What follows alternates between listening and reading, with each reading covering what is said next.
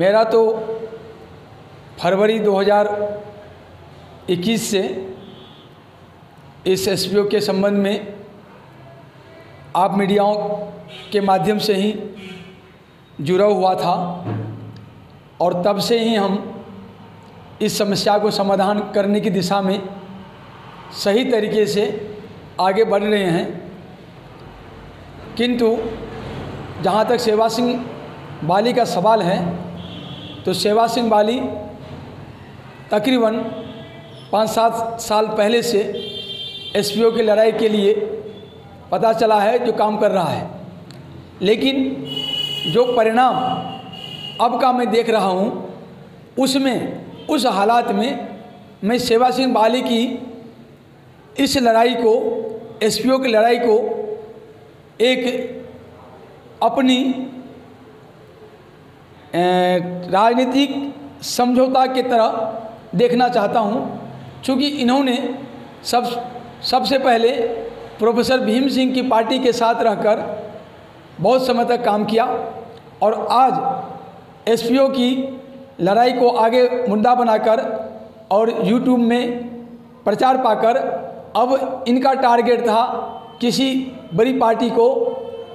Target करना और उसमें शामिल होना, तो इन्होंने उसका फ़ायदा उठाकर आम आदमी पार्टी में शामिल हो गया है और यही इनका उद्देश्य था। अब मैं आपको पहले भी बता चुका हूँ, जो एसपीओ का मैटर न सुप्रीम कोर्ट का है न हाई कोर्ट का है। एसपीओ का मैटर नीतिगत है, सरकार से संबंधित है और इसके साथ ही एसपीओ का मैटर नौकरी से रिलेटेड या जो नौकरी से जिसको निकाल दिया गया है उसको वापस नौकरी पर रखने से रिलेटेड या जिसको जो कम वेतन दे रहा है इस सब से रिलेटेड, उसके लिए केंद्र सरकार का केंद्रीय श्रमिक अधिकरण बना हुआ है। और अब चूंकि जम्मू और कश्मीर तथा लद्दाख केंद्र शासित प्रदेश है तो इसका जो श्रमिक प्राधिकरण है वो दिल्ली में ही है और दिल्ली में चूँकि श्रमिक प्राधिकरण है और मैं 24 फरवरी 2021 को जो ज्ञापन दिया था भारत सरकार को, विभिन्न मंत्रालय को, उन सब ने जो कार्रवाई की थी वो कार्रवाई करके जीवनदीप बिल्डिंग श्रम आयोग को, श्रम न्यायाधिकरण को भेज दिया था और उसमें उन्होंने साफ साफ लिखा था जो यह नीतिगत मामला है, इसमें भारत सरकार निर्णय ले। अब मैं आपको बता दूं, जो भी कुछ भी कार्रवाई करते हैं या अटल जनशक्ति पार्टी जो कुछ भी कार्रवाई करती है वो एविडेंस के बिहाफ पर, सच्चाई के बिहाफ पर, न कि हवा में हवाई करके। अब मैं आपको ये लिस्ट दिखा रहा हूँ, ये एक लिस्ट है जिसमें कि 350 एसपीओ का नाम लेकर हमने भेजा था आरटीआई की जवाब देने के लिए आपको, जेके सरकार को, इसके बाद भारत सरकार को, गृह मंत्रालय को, सभी मंत्रालयों को। उन लोगों ने अभी तक कोई समुचित जवाब नहीं दिया है और इसके संबंध में एक आरटीआई का जवाब ये आया हुआ है, ये आरटीआई से जम्मू और कश्मीर सरकार ने, जिसमें उन्होंने लिखा है जो आपका समुचित जवाब जो है वो विभागीय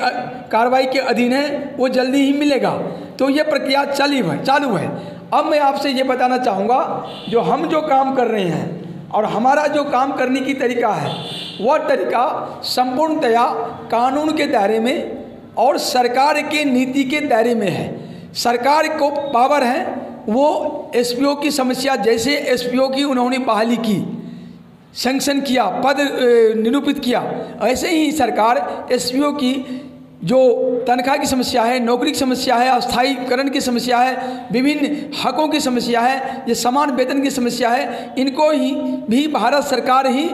फिर से निरूपित कर सकती है, उस पर निर्णय ले सकती है। इसके लिए हमारा प्रयास भारत सरकार के साथ लगातार जारी है और हम इसके लिए श्रम न्यायाधिकरण के माध्यम से भी अपना कार्यक्रम, अपना विवाद 350 लोगों का लगा चुके हैं और उन पर कार्य कर रहे हैं। मैं आज के इस विज्ञप्ति के माध्यम से जो भाई एसपीओ नौकरी में रहते हुए नौकरी से निकल गए हैं या नौकरी पर हैं, जो हमारी बात को सुन रहा हो, समझ रहा हो, अगर वो समझते हो जो सही तरीके से लड़ाई लड़नी है और अपना हक पाना है तो वो मेरे साथ आज भी जुड़ सकते हैं। Like, share and comment. To subscribe this channel, please press the bell icon.